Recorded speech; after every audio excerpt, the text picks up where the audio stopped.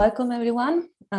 Sorry about the confusion for the for the time of the seminar, but here we are, and we are very happy to have Luisa Andreis from Università degli Studi di Firenze, and she's going to talk about phase transition in sparse random graph and coagulation processes.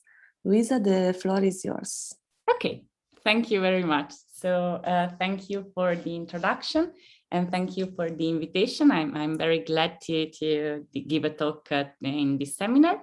So I would like to talk to you about sparse random graphs and coagulation processes with a view on phase transitions. So in some sense, our main interest will be phase transitions. This is a part. So I will tell you about this big projects, which involves many people, mainly at WIAS in Berlin. And what I would like to do today is to tell you about some results that we already got, about something that we are working on, and hopefully about some future directions. But first, let me start with some motivation, which comes from coagulation processes. So very soon I will go to random graphs because this is where we have most of the results. But let me start with the motivation and the general framework we are interested in, which are coagulation processes. So when we say coagulation processes, we mean a process where we have a certain number of particles. These particles are somehow widespread in some space, and they are provided with then a special position and a mass. And we need a parameter, and let's say that this parameter we will call n, and because it will be the one that we will lately send to infinity, and this parameter encodes the total mass of the system. So imagine that for any fixed n, we have a system of particles whose total mass is capital N. So I said these particles, they have a certain position in a certain box in the space, let's say space RD. I won't comment too much on the dimension and on this, on the space itself, because you will see that very soon I will simplify a lot and I will for a while neglect the space. So there is no point in telling you too much about the space because we don't have many results on the space yet with the spatial position yet. But this is the framework we are interested in general. And okay, so, but imagine these particles, at least they have some position in space. And for simplicity, we consider masses which are positive integers. And we are interested in coagulation. A coagulation happens in the following way. So it's pairwise coagulation, meaning that two particles, say particle I and particle J, they interact, and they interact with a certain rate that depends on the position and the masses of the two particles. So it depends on some function, symmetric function, capital F. I won't say much now. We will see later special cases of this function. And what is a coagulation? A coagulation is when two such particles, they merge together into one single particle, which has a mass, which is the sum of the two masses. So this is very clear. And then the position, let me tell you that we are still a bit flexible in the choice of the position of the new particle, because we, as I said, we don't have many results yet. We still want to keep the flexibility to choose this position in the simplest way. So we, of course, expect that this position relates somehow to the center of mass of the two particles interacting. But for example, you can imagine that the new position is deterministically chosen as the center of mass of the two interacting particles, or that maybe the center of mass is just preserved on average, so that the position is the position of one of the two particles weighted with a respective masses. So this is just to give you an idea of what a coagulation process is without going too much into the details of the interaction itself. Let me mention that there are some works in which these particles, they also move in space Brownially. There is a famous work from Hammond and Rezzakanlu, which is proving hydrodynamic limits when these particles move Brownially. But in our case, we would like the only spatial movement to be the one induced by the coagulation. So particles are randomly thrown in space, okay? But then the only way in which a particle can move from where it is because it coagulates with someone else. And as Luisa, I said, yeah. Sorry, maybe how do you choose the two particles? Uniformly at random? Yeah, I mean, any two particles interact with this rate, and then it's more likely that the pair with the highest rate interact, but any particle is provided with such rate. Any pair of particles is provided with such rate. So this is just an example of one coagulation happening, but of course, in any time, you have that any pairs is provided with this rate. Okay, thanks. So, and this is some random dynamics. So this is some exponential clocks, and it rings according to the rate. Okay, so I hope that this is somehow clear, but it's still pretty vague, so don't worry. I will go into the details later of a much simpler case. But what I want to say is that what we are interested in are phase transitions, and phase transitions, when we talk about coagulation, it's usually called gelation. And the rough idea is that there is the creation of what is called a gel. And this gel is a particle, one or even more than one particles whose mass is non-negligible with respect to the total mass of the system. So let's say that is roughly proportional to n. And we say that gelation happens if this happens in some finite time. So this is the general framework we're interested in. We would like to study these type of models, but I will immediately now go to some simplifications, also to explain you something about like the literature, what is known in this model. And the first simplification that has been done, so of course we are not the first one to introduce such a model. And the first simplification that has been done is to, for some time, to neglect the spatial component. So from now on, for a while, we will not consider anymore that these particles are somehow placed in space. We will just consider that everyone is interacting with everyone. So it's a sort of, it's a mean field model. But let's start by saying who introduced this model first. Which was Smoluchowski a lot of time ago, let's say, and it was introduced from a macroscopic point of view. So a deterministic, the first appearance of this model in the mathematical literature was via a macroscopic deterministic description from Smoluchowski, which is the well-known Smoluchowski coagulation equation. This is an equation for a density, and we will say that nk of t is the proportion of mass which lies in particles of mass k at time t. And we have a difference equation for the evolution of this density, of this proportion in time. And we see that this is the equation. We see that the proportion of particles of mass k increases if particles of smaller masses coagulated together into a particle of mass k. So this is why you see here the particles of mass h and of mass k minus h. When they coagulate together, they give you a particle of mass k, weighted with the rate of such coagulation. You see now the rate of a coagulation does not depend on the space anymore, but just on the two masses. Okay, and this is the reason why we are summing over the particles which have a mass which is strictly less than k, because we want to take into account this phenomenon. But of course, you may lose particles of mass k, and how you lose them, because they coagulate with someone else. So this is the lost term, and you see that here you are taking into account all the particles of mass h for any possible h, because of course your particles of mass k, they can coagulate with anyone else. And again, there is the weight of the coagulation kernel.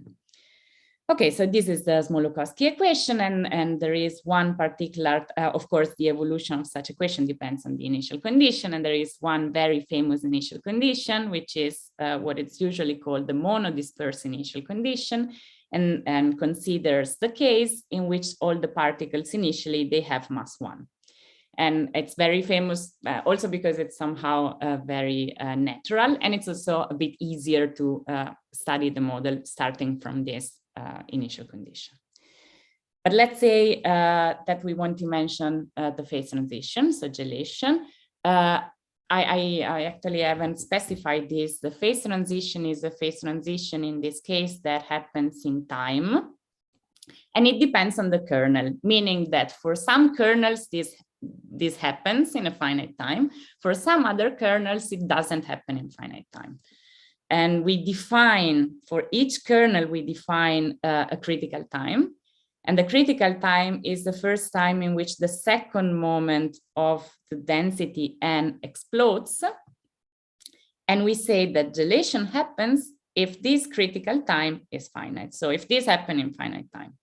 And the interpretation is again what I told you. So here the description of the definition of the phase transition is very clear. You have a clear condition on whether or not there is this phase transition.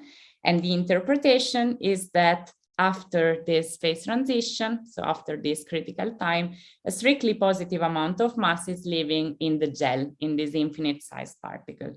And you see this because if you consider the first moment of the density, which is equivalent to the total mass in the system, because here you're summing k times nk over all the k. Before the gelling time, this sums up to 1. So this is the total mass of your system. While when t is greater than the gelling time, you lose some mass. You don't see some mass anymore. And the idea is that your n, your density n, is now not enough to describe everything which is going on in the system, because this density n only describes microscopic masses, so somehow finite size masses, while after the critical time, you have some infinite size particle, which you cannot describe with this n. So I ask a question? Yeah. Sorry? Yeah, I have a question. When you define the gelation time, why do you use second moment and not fourth moment or exponential moment or any other quantity that might explode? You're completely right. No, you're right. Yeah, I mean, this is how you define it, but you could also use any other moment. I mean, the important thing, I would even somehow define the gelation time as the time in which this happens.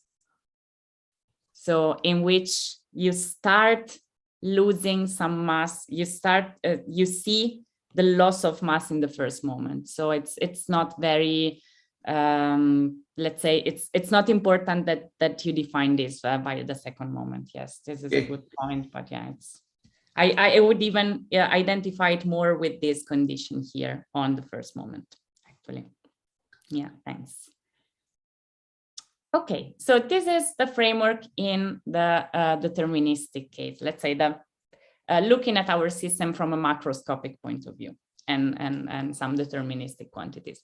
And of course, one can define the same model from a microscopic point of view, so from a stochastic point of view, and this has been done much later actually, but still it has been done, and it's known, it's usually called the Markus-Schlussnikov model.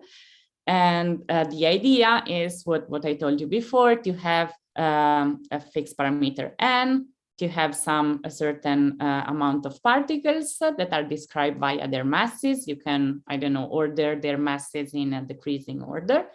But the important thing is that for any time t, the total mass is preserved and it sums up to n.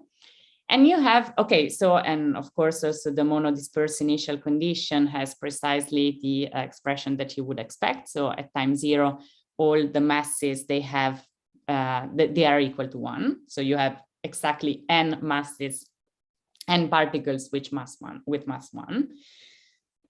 And as I said, you have some exponential rate of interaction on any pair. And this exponential rate of interaction is a function.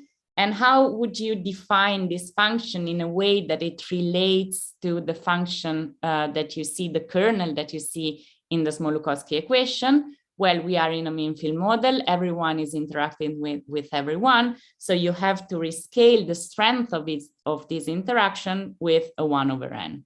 So the reason of this 1 over n that you see here is precisely because you have a mean field interaction, and the natural hydrodynamic limit of this model is the solution of the Smoluchowski equation, solves the Smoluchowski equation.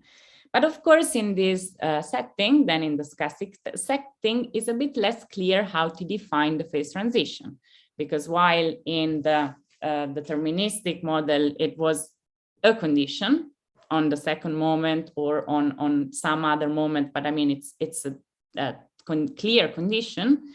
In the probabilistic sense, it's a bit less clear, but still the idea is that, okay, the gelling time is the time in which you somehow start to see a particle which is proportional to the total mass of the system. Okay, so these are somehow the two models, but let's add an additional simplification, and let's go to one particular type of coagulation kernel. And this particular coagulation kernel is the multiplicative kernel. And so now we have already reduced the space, and we also focus on one particular coagulation kernel for the coagulation interaction. Why we focus on this? Well, first of all, because it's the simplest model which is showing a phase transition. And this phase transition, so you can also describe explicitly, so you determine explicitly the gelling time when you start from the monodisperse initial condition, and this gelling time is equal to 1. Of course, if you don't start with the monodisperse initial condition, gelling comes earlier. So the gelling time starting from a different initial condition will be smaller, but still, I mean, you can at least describe it explicitly if you start from the monodisperse initial condition.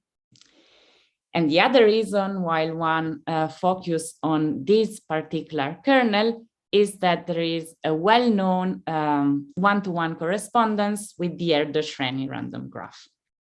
And the correspondence works in this way. So the vector of particle masses corresponds, so it's equal in distribution to the collection of the sizes of all the connected components of a certain Erdös-Renyi random graph with precisely n vertices and probability of having an edge, which is 1 minus c to the minus t over n. And let me try to explain you this nice connection, because it's very easy somehow to figure this out.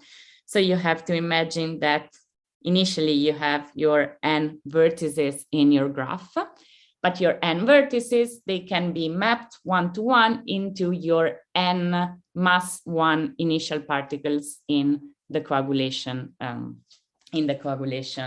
model. And what happens in the coagulation model? It happens that potentially, initially, each particle, so each particle here as is identified, well, mass 1 is identified with a vertex, and potentially each particle can interact with any of the others, because we said that this is a mean field model, so everyone can potentially interact with anyone. And how they interact? Well, they interact via the rate of coagulation. The rate of coagulation is the product of the two masses over n. So they interact with a rate which is 1 over n initially. And what happens when the first of these clock rings? Well, you connect those two particles, you merge those two particles in the coagulation model, and in the Erdös-Renyi random graph, what you can do, and what you actually do, is you just draw an edge between these two particles. And this is precisely the reason why the probability of having an edge is the probability that one exponential clock rings before time t. This is what you see here. But the first coagulation is very easy to see that there is a one-to-one correspondence. It's a bit less trivial when you go on with time, because then when you go on with time, what you start seeing is that you will have somehow some connected components in your graph. And let's say that these connected components, they have mass m1, m2, m3. And the particular feature of the product kernel, and this only works in the product kernel, is that the probability of a given, let's say, of a given component in your graph to connect either to this connected component or to the other is just a probability of drawing any of these edges. So the it has a rate, which is, in this case, M1. So M1 connects to M3 with a rate which is M1 times M3. So the number of edges between the two connected components, well, divided by n, because this is how each of the exponential clocks on the rates, this is the rate of each of these exponential clocks. And the rate of this connecting to the other connected components is, again, M1 times M2. And this is the same of the rate of the two particles, of the particle model to merge. But what happens if in some separate time, so some connection is drawn between these two components. So now they are one single component, but the rate of the M1 component to merge with this one stays the same, because this will still be equal to M1 times M2 plus M3. And you see that this is true. So the total rate is not, the total rate in the graph of something happening is of course not changing, because you're just drawing independently edges. But also in the coagulation process, the total rate of each particle to connect with any of the others is independent of the fact that the other particles have or not connected with each other. And this is very special, and this happens only for the product kernel. But this is nice because now we have a one-to-one correspondence with a very famous model, which is the Erdös-Renyi random graph in the sparse regime, because you see that this is basically T over N. So we know that this is the Erdös-Renyi graph in the sparse regime, and we immediately see, so let me just say this also here, we immediately see that the gelation strictly relates to the appearance of a giant component, the emergence of a giant component in the Erdös-Renyi graph, which we already know that happens for t equal to 1. And this was the first way in which we approached this model, was to try, so the original interest we had was to, and it's still to understand coagulation, the phase transition in coagulation via large deviations. And in order to do this, what we did was to approach the Erdös-Renyi random graph in the sparse regime via large deviation, and to prove a large deviation for the connected components of the graph, and to see how this behaves when you look at the phase transition. But now, then let me go to what the core of what I would like to tell you about today, which is the sparse inhomogeneous random graph. Because after we came out with some result on the Erdös-Renyi random graph, well, the first thing that one can try to see is that if these results, they can be extended to a generalization of the Erdös-Renyi random graph. And the most general generalization of the Erdös-Renyi random graph is what's called the inhomogeneous random graph. And it has been introduced, I believe, by Söderberg, but it has been deeply studied by Bollo, Janssen, and Riordan in a very long and dense paper that came out in 2006. And so we will start, and we will use all of their notation in order to be also consistent with their notation. Let me start with what we need to define when we define this inhomogeneous random graph. We start with a metric space S, which is the type space. So let me mention this extends the Erdös-Renyi random graph, because you take your vertices and you assign to each of these vertices a type, and the connection of two vertices will depend on their types.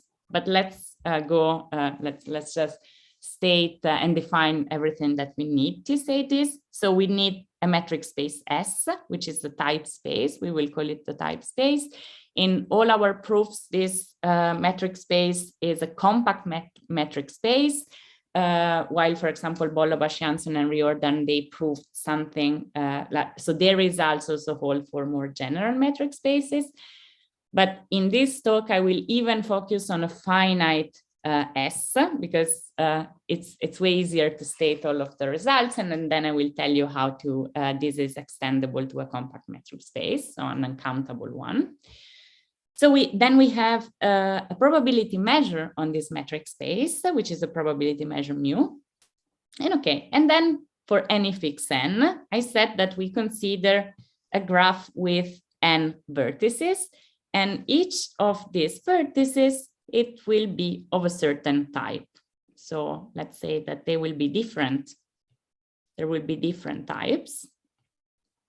And for any fixed n, the vector xn is telling me, okay, vertex 1 has a certain type, vertex 2 has type x2, etc., etc. So this is the role of this vector, which is the vector of vertices types. And the only thing that we ask of this vector is that this is somehow consistent when you send them to infinity, so that the empirical measure of this vector converges weakly to the measure mu, so the measure that we stated at the beginning. So we give a space, we give a measure of this on this space, and then we start considering a collection of vertices such that the empirical measure converges precisely to the measure mu. And then we have to give the probability of having a connection or not between two vertices. How you do this? Well, you define a symmetric kernel kappa. And then you say that, sorry, let me just go and bring this back with us.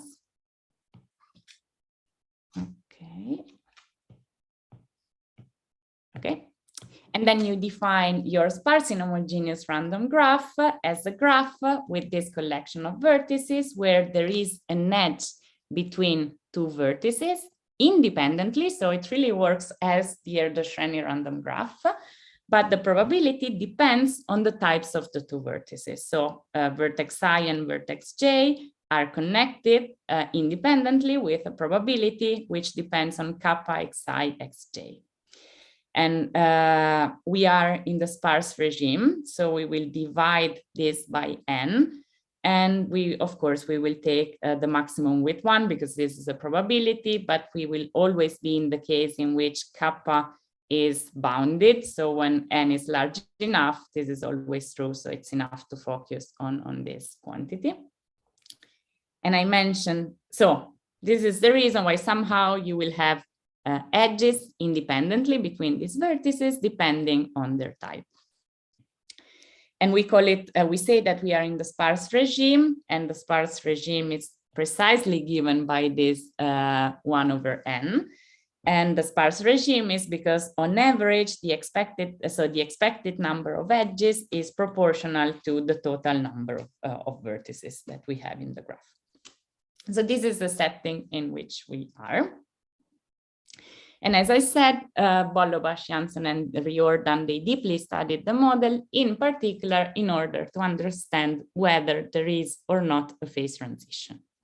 And the phase transition comes in terms of an operator. It's the operator that we call T kappa mu. And it's an operator that if given a function in L2 of mu, it gives you back the integral of this function with respect to kappa times mu. Basically, this is very easy. And but the important quantity that it's saying whether there is or not a phase transition is indeed the norm of such an operator. So the norm of this operator is defined in this way. So it's the supremum over all the L2 functions with norm 1 of the L2 norm of T kappa mu of F. But as I said, we will mainly talk about finite S. When the space S is finite, this operator here, it's a matrix. And this norm sigma is the largest eigenvalue of the matrix. So I will probably at one point talk about the eigenvalues, the largest eigenvalue of the matrix. What I will talk about is precisely the norm of such an operator. And as I said, Bollobás, Janssen, and Riordan, they proved the existence of this phase transition, and they proved that when this sigma is less or equal than 1, then the size of the largest component of the graph is negligible with respect to n with high probability. While when sigma is greater than 1, then the size of the largest component is proportional to n. It's not clear anymore. I mean, it's not true anymore. It's clear, but it's not true anymore that this giant component is necessarily unique. This depends on kappa and on mu. If we can say that kappa is irreducible with respect to mu, then there is also uniqueness of the giant component. While if this is not true, you may have separated regions of your space S on which you have unique components having vertices of types in one region and another unique giant component having vertices on that other region. So if kappa is not irreducible with respect to mu, it's not clear. It's not true that there is a unique giant component, but also in that case, so in a very general case, what it's known is that if sigma is greater than 1, there is at least one giant component, which is proportional to n. And the size of the largest one is in any case bounded by a certain value, which is proportional to n and depends on a function rho. And this function rho is very important because it's we will also see it later. It gives you basically the distribution of the types in this giant component. And as it happens in the Erdös-Renyi random graph, where the size of the largest component comes from the certain fixed point equation, also here this function rho comes out of a fixed point equation, which is a fixed point equation that you can see here. And you see it depends on the operator basically. Okay, and when sigma is less or equal than 1, then there is no, the unique solution is the zero solution. While when sigma is greater than 1, you have also a non-trivial solution of this fixed point equation. But as I said, our aim already from the beginning was to study this type of models from a large deviation point of view. So we will start from this model and we will start to understand what are the possible quantities that may satisfy a large deviation principle. And from now on, all the following explanations, they will be they will concern the finite S because it's easier to state the results, and then I will tell you how to extend this.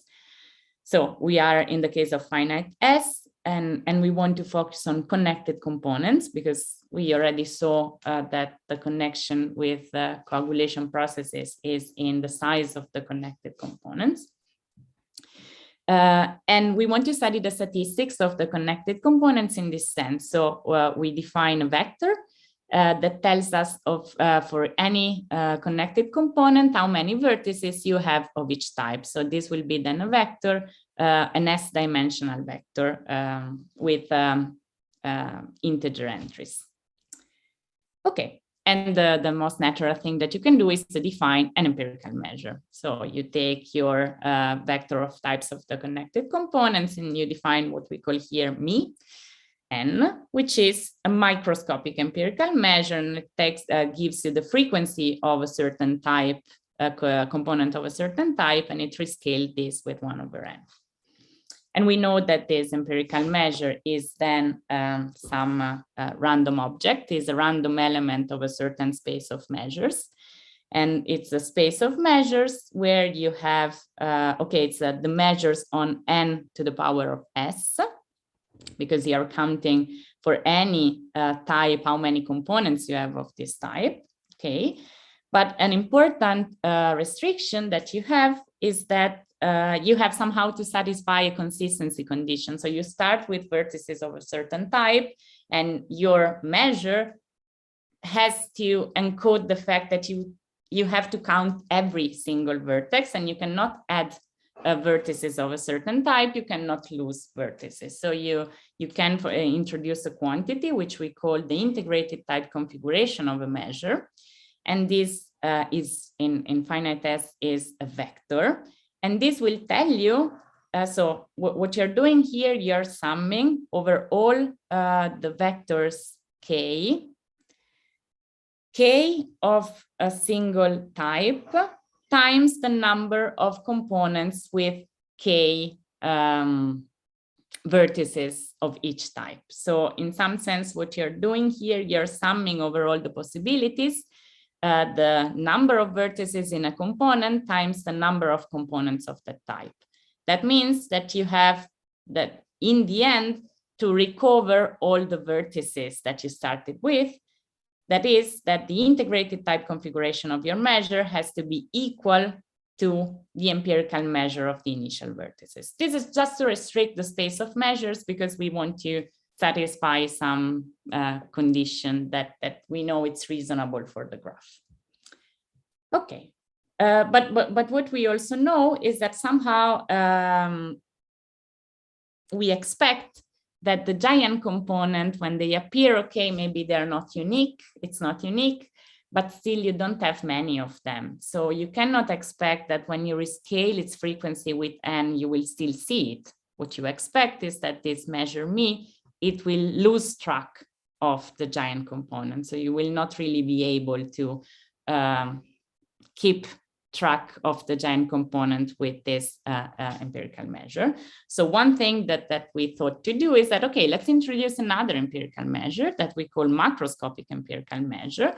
And this time we still define this as an empirical measure. So for each component, we take some deltas on the type of each component, but now we rescale the type with n. So the type vector with n. And we don't rescale the frequency of the component. So somehow all the finite components, they will collapse to zero, because when you will rescale their type configuration with n, this will go to the zero vector. But if you have some component which is non-trivial, then you will still see it because it will be part of this measure. And again, this measure will be an element, a random element of a certain space of measures. This is, of course, it has to be different in a sense that it will take integer values on the space of 0, 1 to the s. So it's complementary somehow to the description that you have with the microscopic. And again, you can define the integrated type configuration and you will still have this consistency condition. So what we have now is the same description of the system from two different points of view. At the moment, for a fixed n, this is completely redundant. Either you describe the system with the microscopic empirical measure, or you describe it with the macroscopic empirical measure is exactly the same. You're not losing anything for a fixed n.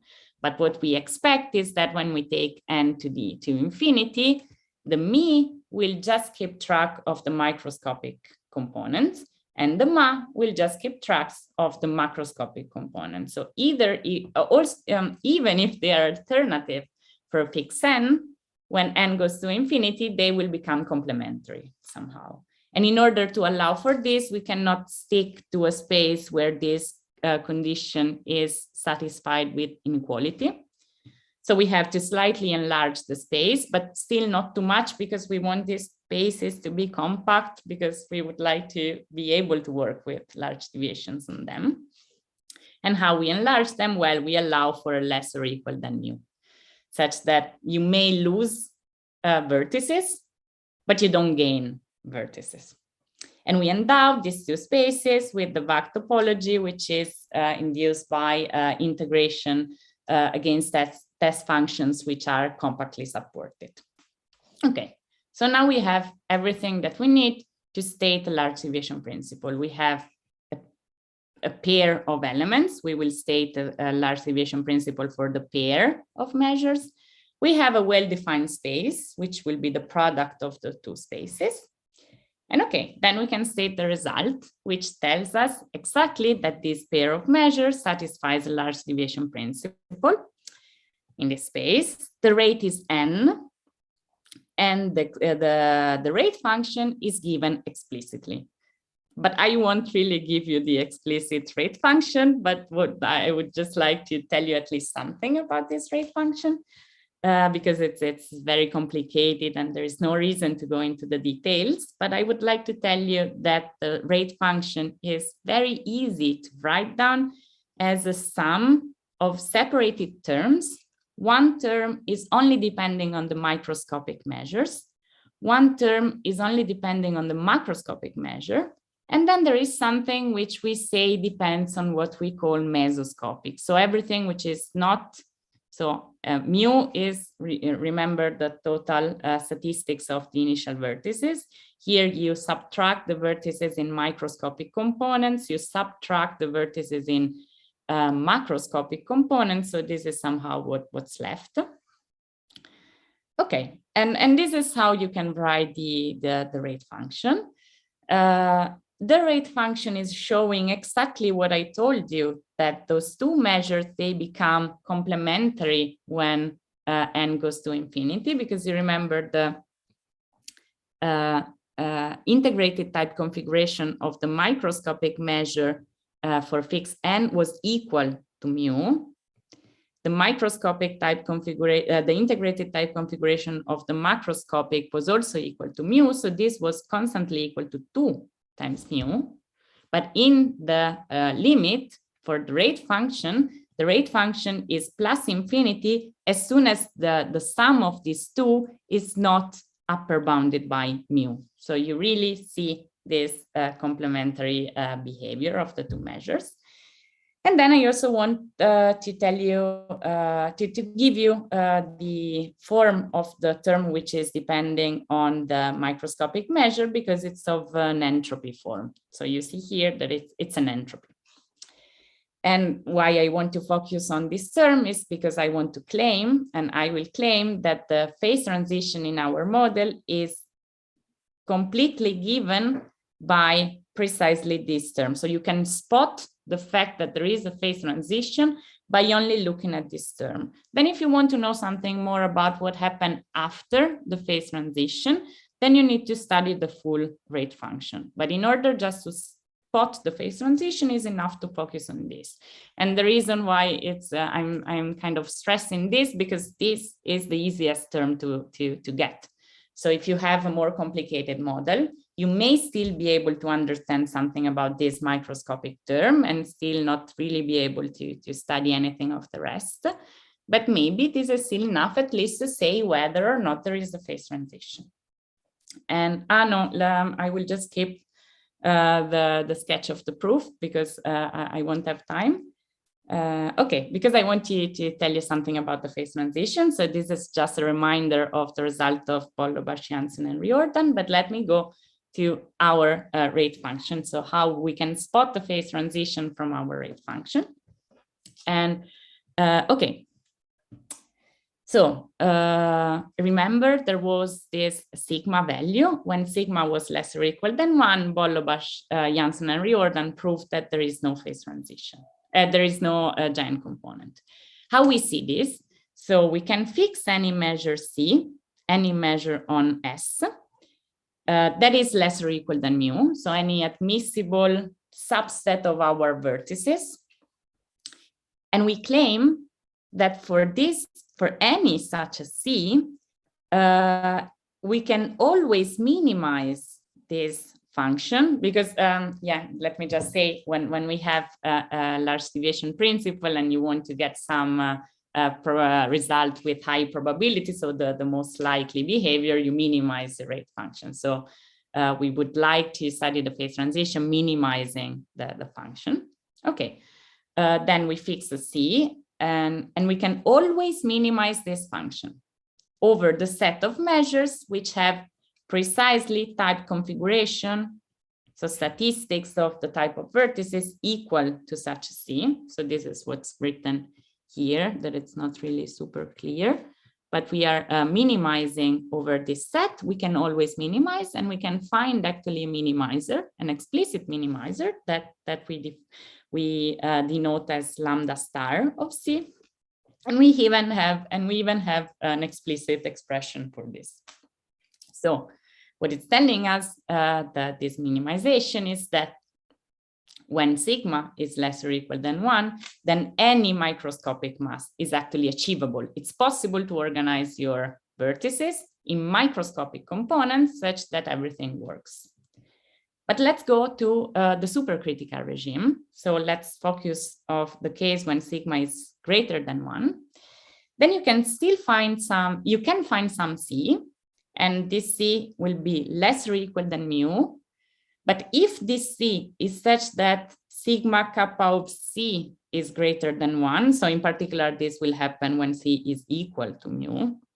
But I mean, it's still possible also if you go slightly below, then you're not able to minimize the function. So the function doesn't admit minimizer in this subspace of measures with a given type configuration.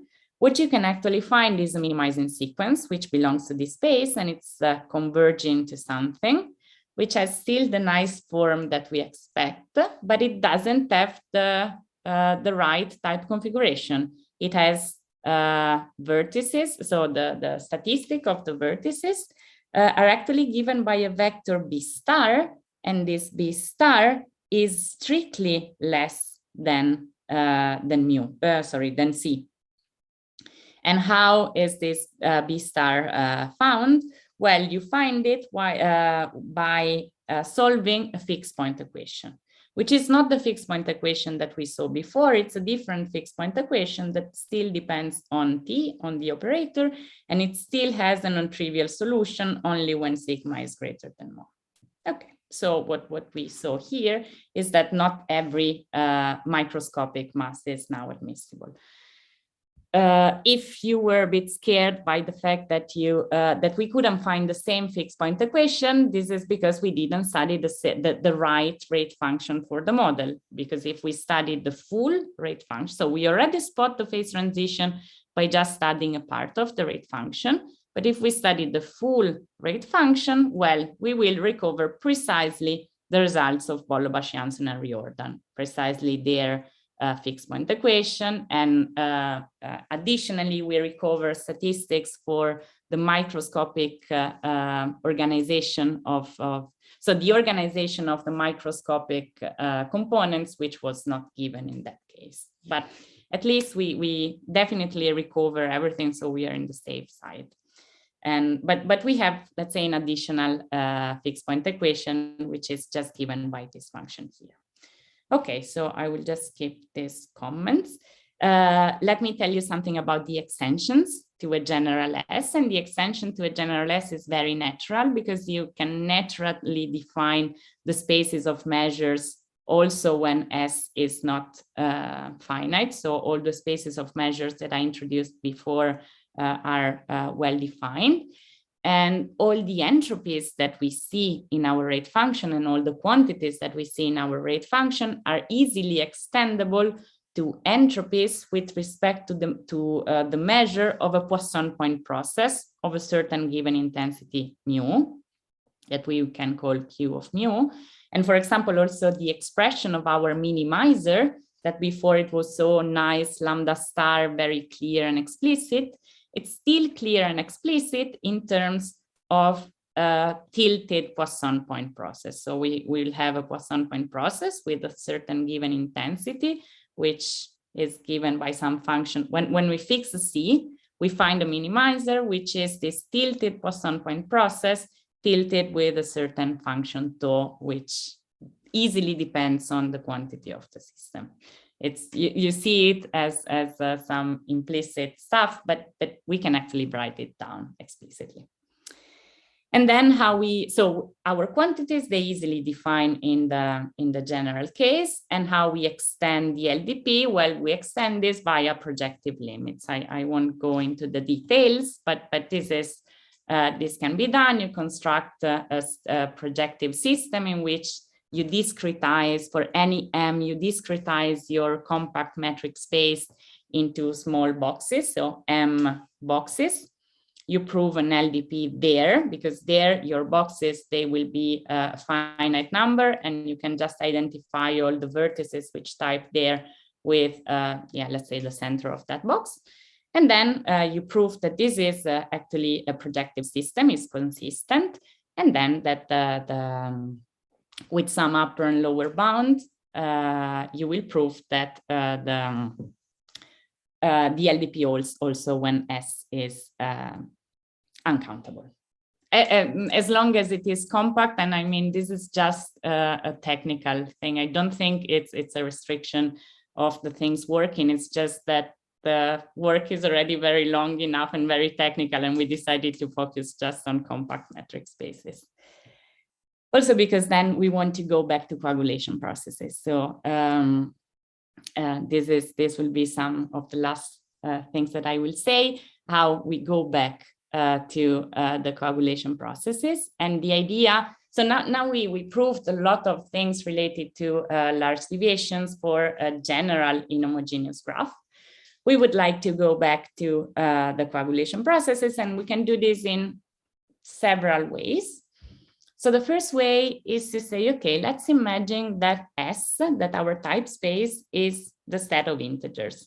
I just said very explicitly that we focus on compact metric spaces, and then you can claim, okay, but why now you're saying that you want to, that your S is equal to N? The fact is that in this case, we are working in the extension, and the extension is easy enough, and we can actually do. Why we want to focus on this case? Because if we choose S being equal to N, we can imagine our vertices of the initial graph as being provided with some mass. So because the type is an element of N, so they will be just provided with some quantity, which we can easily think, okay, then this is their mass. And then we want to let the graph evolve and to put edges between any two masses with some law. And if this law depends on the masses in a multiplicative way, well, then this is very close. But indeed, this is not very close. This is in a one-to-one correspondence with the particle masses. Then the only difference now is that the initial condition is not anymore the monodisperse one, but it's a general initial condition. You can start with any initial condition, and you can still draw one-to-one correspondence of our graph and the coagulation process. And this gives an interpretation of the process in terms of an easier graph. But the other thing that it gives you is an explicit expression of the gelation time given any initial condition, which we are not really sure if this is new. So we think it's new because we couldn't find anything. And in some sense, it's interesting because given an initial condition, then you can always find an explicit expression, well, explicit in terms of that operator norm of the gelling time of the coagulation process. But now we want finally to go back to the space, because this is what we started with. And so the most natural thing is to think that the type space is some box in a spatial domain. And then we would like to use the results that we have on the graph on the coagulation process. The main difference is that now, if you consider that your type is a spatial position, is a spatial position, then when you have when your graph, so let's say that we are in a space, when your graph is drawing an edge, it's drawing an edge, that's all. While when your coagulation is acting, it's moving the particles. So these particles, they will disappear and another one will appear here. So you cannot draw any more one-to-one correspondence, but you can still hope that something can be said. So that something at least can be easily said in the hydrodynamic limit. So you imagine S being compact and you're just filling more and more and more and more particles inside your box. So you're taking an hydrodynamic limit of your coagulation process, and you can draw at least some, you can define some coupling with the graph, the inhomogeneous graph in the sparse regime, and your coagulation process in order to say at least something. And this is something that you can actually do, and that we are doing at the moment. Well, then we would like to go to the thermodynamic regime. So to imagine that our space is unbounded, that the coagulation function, the range of the coagulation function is finite. So you just interact with your neighbors. Okay, but then this is much harder, and you can still define graphs which mimic this sort of interaction. So let's say, for example, that you consider the random connection model, where you have Poisson points on the space and you randomly throw wedges between these points. And then you may imagine that a question on gelation relates to the question on percolation on this graph. But somehow this is still very far in the future, so I won't tell you because we don't know anything. So it's not that I'm hiding something. And okay, and then I think I'm out of time, so I will just go directly back to the very end and say thank you very much. Thank you, Luisa. So we can unmute ourselves and thank Luisa properly.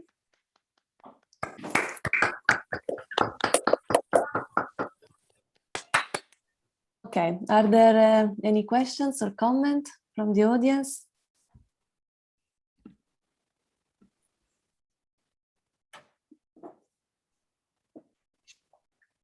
Okay.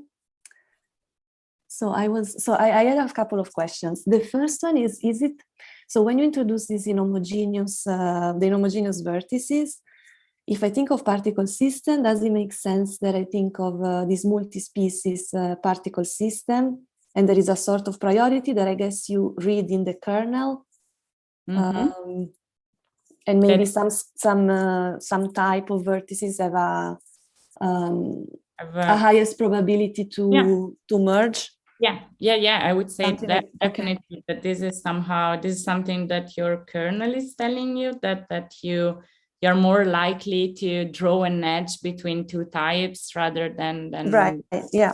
Some exactly. others. Yeah. So if drawing an edge means interacting, so doing something together, then this is precisely what the kernel it's doing, I would say, right? So this is reasonable that depending on this kernel, so kappa, then you and how this kernel acts on the different types, then you have the priorities and you can prioritize your actually when you look at the graph, you just look at the final outcome. So even if some two interactions are more likely than some others, then you take a snapshot of your graph at a certain time, and even if something unlikely can happen, it's not that, but still you will see this in the statistics of the graph that you will more likely have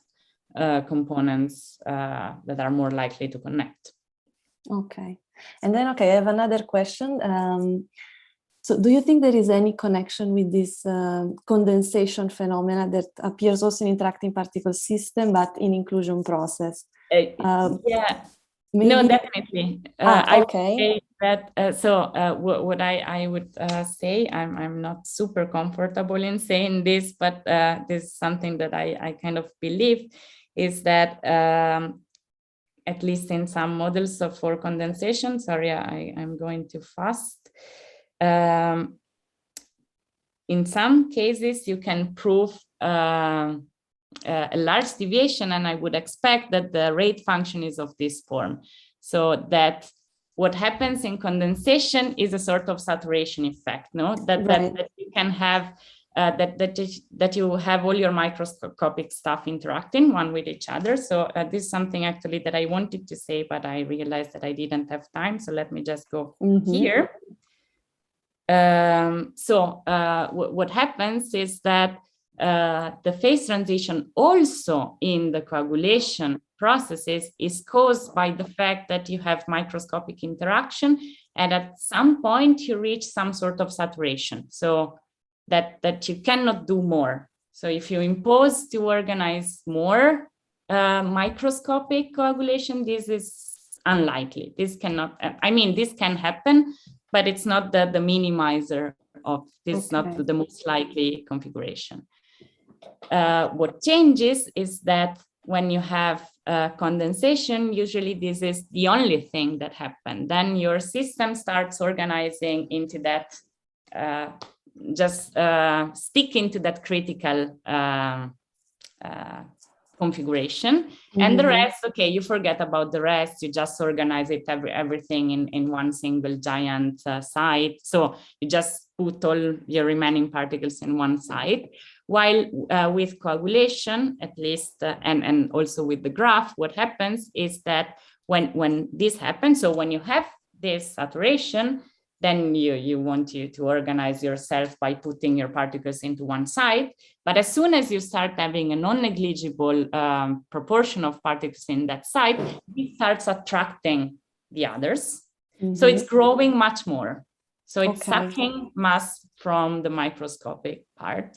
And this is somehow the difference. And you see this in this, yeah, exactly. This is something that I actually wanted to say on this self-organized critical models. And you see that those models, they have some quantity that satisfy the fixed point equation that I showed you while I was studying the microscopic part of our rate function. While the coagulation processes, they have some other quantity, but that quantity is satisfying a different fixed point equation, which is the one from the graph. So this is somehow the connection. Okay. Thank you. Yeah. Let's see if there are other questions, comments. Okay, so if not, let's thank Luisa again.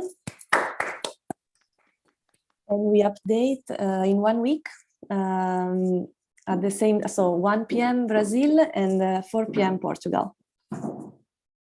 Thank you.